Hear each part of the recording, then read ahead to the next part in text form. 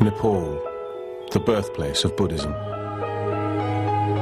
A magical and mysterious land in which legends such as the fabled Shangri-La and the elusive Yeti have dominated culture for generations. But a new story has emerged. One that is being seen as a modern miracle, something only possible through the spiritual power of Buddhism. It's a phenomenon that people draw great pride and inspiration from here. Rambon Jan, a 15-year-old boy, has been meditating in dense jungle without food or water for 10 months.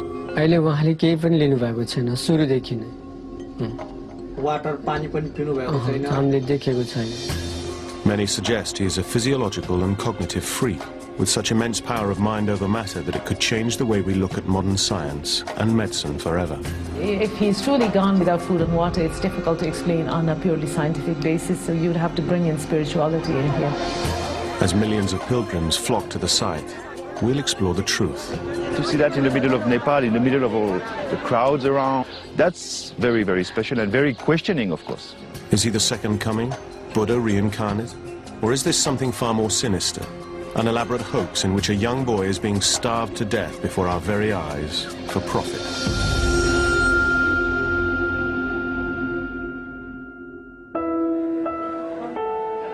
Many people fast for religious or health reasons for short periods of time, but they never reject all sustenance. The longest a person can go without food has been documented as being around 2.5 months before you die of starvation. In an open environment, breathing normally with warm air surrounding you without any fluid at all, you would last between 4, perhaps 5 days. Rambon Jan has not eaten and, more importantly, not drunk anything for 10 months. By filming him continuously over the next 4 days, we will investigate this phenomenon and discover whether a human being can live without food and water. It would be impossible to meditate for that long without food and water. I studied similar cases in the past, and this is possible. Through his deep meditation, he's gone into a hibernating state, and he is living on spiritual energy. I can't accept that. It goes against what I know about how the body works, about the nutrition that you need. He's getting food and he's getting fluid from somewhere.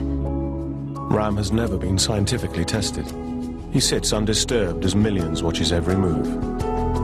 If he did the same thing in Birmingham or in Baltimore, I'm not sure that the society would perceive him in the same way. Why isn't he in school? Why doesn't he get a job? He should be doing something. Nepal is a country relatively untouched by the global market, where 90% are devout Hindus and 10% Buddhist. I think it's a great story for Nepal. I mean, I think it comes to the right time. Nepal is in a state of political turmoil.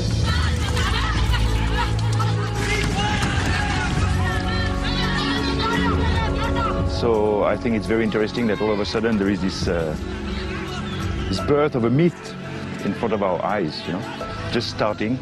Nepal faces a stark, desolate reality without its religious beliefs. I don't know if the story of Ram Bahadur Bomzan appeals to a certain consciousness now, looking for some saint, some figure, someone who can perform miracles at a time when life seems so tawdry and broken and uncertain.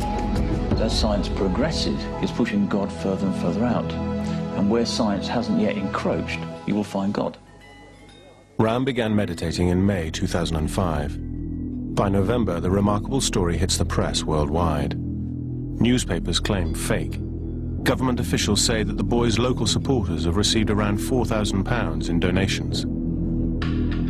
Up until now, no film crew has been allowed up close. We will attempt to be the first to obtain proof of the claims of the Buddha boy.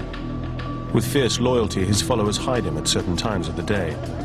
This has drawn suspicion, but who are these followers, and what are their motives? What has happened is that because of the people who've started coming in, it's turned into kind of a circus. Soon, roads become nothing but dirt tracks. After traveling more than 12 hours from Kathmandu, the last 40 kilometers through dense jungle, suddenly a gate manned by sentries bars the way any further. And we're diverted to a bustling temporary city of hawkers, fast food sellers, and a bus park in the middle of nowhere. Previously, we used to farm only, but now there are jobs available. There is good income. Amazingly, 10 months ago, there was nothing here but jungle. The city has been expanding at an astonishing rate ever since the boy began his meditation. There is a kind of economic desperation which perhaps a phenomenon like this would attract people. I used to run a restaurant in the city, but this one makes much more money. After walking 5 kilometers from the temporary city with the throngs of devotees, we're confronted by crowds 20 deep and the boy surrounded by a series of barbed wire fences. We have to fight our way through just to get a glimpse from the 50-meter fence.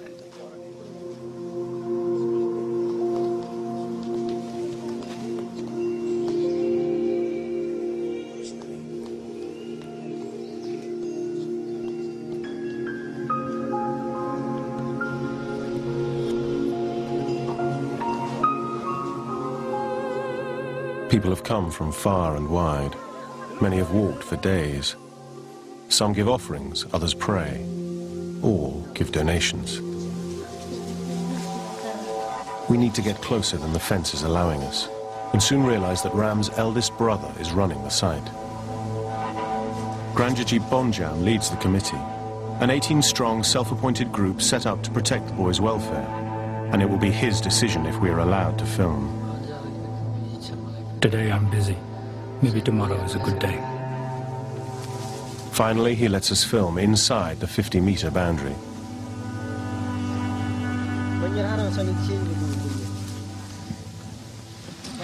Unfortunately, just as we reach a second fence at a distance of 25 meters from the boy, we're stopped from going any further. So it is here we start recording. By the end of our first day, Ram has not moved a muscle since we began filming 8 hours previously. If you wanted to prove that he really wasn't taking any fluid at all, you would have to film continuously for at least 4 to 5 days. At 10 p.m. we are moved back to the 50-meter fence, too far away for our infrared cameras to pick out the boy.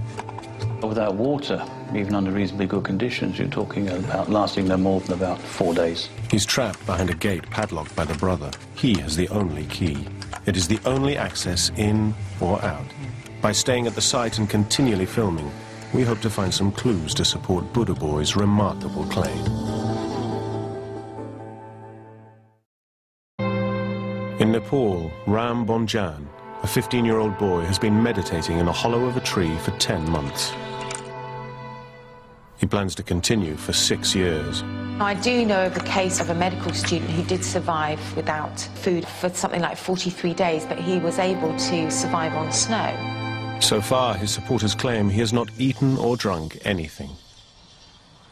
I get the feeling this is going to be slightly different than some of the other Hindu scams that have happened. Some of these are not genuine holy men. They have long beards and then they smear themselves in ashes and then they would be in cahoots with the local villagers. This one, I think, will carry on a bit. We're into our second day, 27 hours into filming. Still not enough to prove if this is a miracle or a scam. To find out the truth, we're staying on site day and night to film continuously for another 69 hours, as this is the time it takes for an average human being to die without any water. Like 70% of the body is water. Without it, it would affect every physical functioning of the body. By day 2, you start to cannibalize the stores of protein that you have. I would say from day 2, your skin is going to get rough, cracks appearing at the corner of the lips, and the skin will lose its color and the brightness and the elasticity.